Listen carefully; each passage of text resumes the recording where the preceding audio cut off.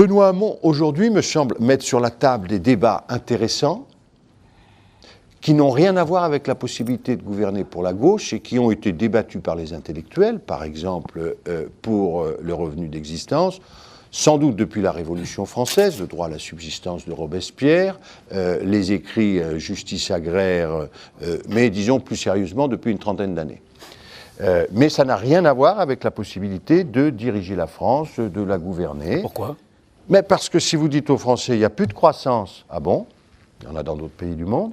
Il n'y a d'ailleurs plus de travail, c'est dommage, on vient de créer des emplois et les autres pays en créent. Donc je ne vous propose plus la croissance, je ne vous propose plus l'emploi, mais je vous propose 400 milliards de dépenses pour donner la même somme à tout le monde. Somme 750 € qui sera inférieure à l'allocation de solidarité spécifique aujourd'hui. Donc je vais quand même baisser les sommes que touchent aujourd'hui les gens dans la solidarité. Je le ferai payer par les impôts de tout le monde, puis des fois je change de discours. Finalement, ce n'est pas ça que je voulais vous dire. Je garde quand même toute la protection sociale. Donc les allocations familiales, etc. Un coup je mets tout dedans, un coup je mets pas. Alors là, c'est que de la fiscalité. C'est intéressant d'augmenter les impôts de 400 milliards pour tout le monde. J'additionne ça maintenant en disant je vais faire payer les robots.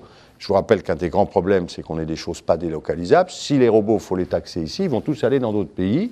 Il y en a déjà 2 fois plus en Allemagne, hein, quand même, et qui a plus d'emplois que nous et un peu plus de croissance.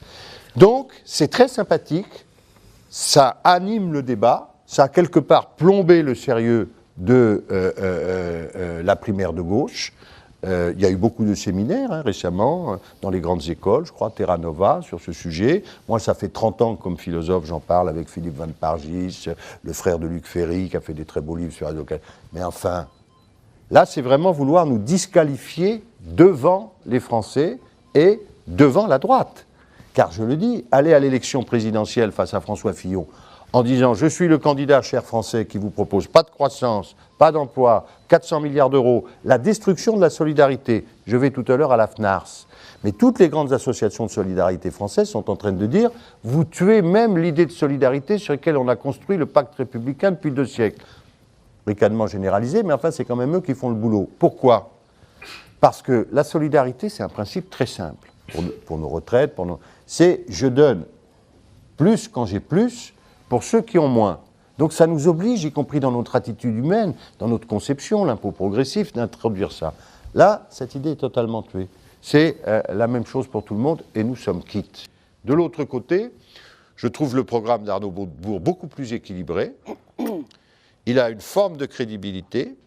Il a une trajectoire de finances publiques, ce que ne propose absolument pas Benoît Hamon. Mais le problème, c'est qu'il se heurte toujours à cette question qui est très présente dans le débat français, c'est-à-dire qu'il croit que, dans le fond, la France peut s'abstraire de tout son environnement européen international.